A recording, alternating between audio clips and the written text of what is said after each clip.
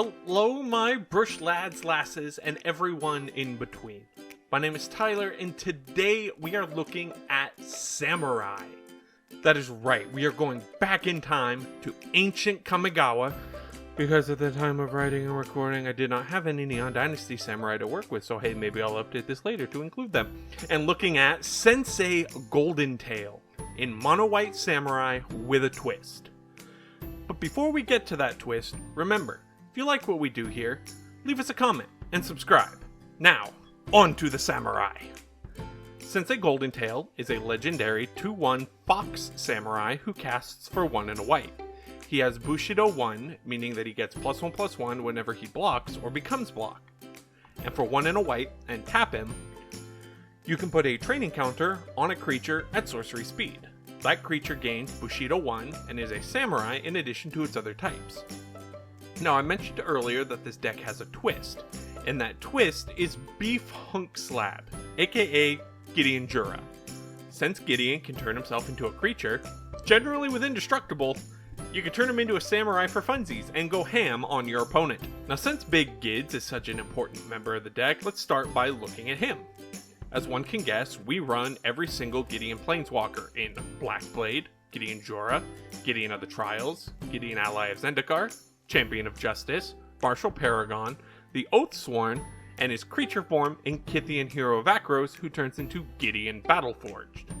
Each comes with their own unique set of abilities, but for our purposes, they all also have the ability to become indestructible creatures as well, letting us turn them into samurai. Now, while it's fun turning other things into samurai, and believe me, we'll be getting to that more later, we do also run some actual samurai. Araba Mothrider, Devoted Retainer, Hand of Honor, Indebted Samurai, Kitsune Blademaster, Konda's Haramoto, Konda Lord of Iganjo, Mothrider Samurai, Nagao Bound by Honor, Samurai of the Pale Curtain, and Takeno Samurai General, all already come equipped with the type, as well as Bushido to some degree. Outside of Samurai, we have other creatures to help improve our forces. Archetype of Courage, Celestial Crusader, Taranika, a Crowan Veteran, and Krovax, Ascendant Hero, can all buff our creatures in combat, while more defensive plays come in the form of Mangara the Diplomat, Raidane, God of the Worthy, and White Dragon. Since most of our creatures are human, we can use Sensei Golden Tail to turn our opponent's creatures into samurai, and then protect them with Riders of Gavany, and give all of our humans protection from those samurai. For our last utility creatures, we have Emiria Shepherd to return non-land permanents from our grave generally back to the battlefield, Loyal Warhound and Solemn Simulacrum to ramp since White struggles in that regard, Nadar, Selfless Paladin for fun dungeon diving, Palace Sentinels to introduce Monarch to the game, and Reborn Hero for a vigilant body that just keeps coming back. Moving to our artifacts, we have Wayfarer's Bauble, Soul Ring, Mimic, and Archaeomancer's Map as forms of ramp in both mana rocks and lands. Swiftfoot Boots, Shell of the Last Kappa, and Lightning Greaves keep our key creatures safe from targeted removal. And by running the legendary Oathkeeper, we can continuously bring back our samurai that have it equipped. Our final artifact, the Hall of Triumph, grants a blanket +1/+1 anthem to all of our white creatures. Moving to our instants and sorceries, we have some of the more powerful removal and protection options.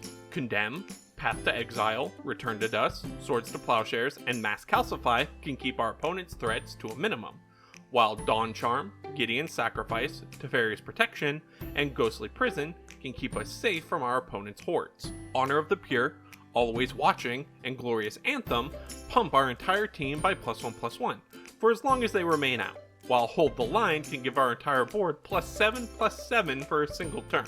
With the number of planeswalkers that we run, Ignite the Beacon can grab any 2 that we happen to need. Call to Glory untaps our creatures and buffs our samurai. Emiria's Call makes us angels and gives us a turn of indestructible unless we choose to play it as a land. And Monologue Tax ramps us with treasure when our opponents try to get too greedy with spells.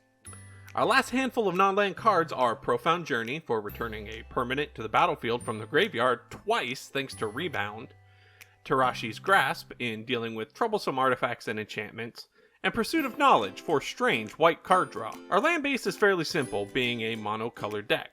Arch of Araska can serve as a consistent card draw, and the cycling lands in Desert of the True and Secluded Steppe are lands when we need them and something else when we don't. Windbrisk Heights gets us basically a free card just for attacking with 3 creatures. New Benalia scries on ETB.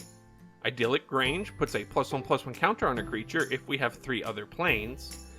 Kabira Crossroads gains us 2 life, and Myriad Landscape acts as a small source of ramp. Top it all off with 29 basic planes, and we are ready to go. Thank you all for joining me on this very quick and fun take on Sensei Golden Tail.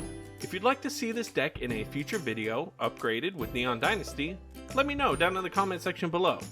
Be sure to subscribe so that you never miss an upload, and I will catch you guys later. Peace!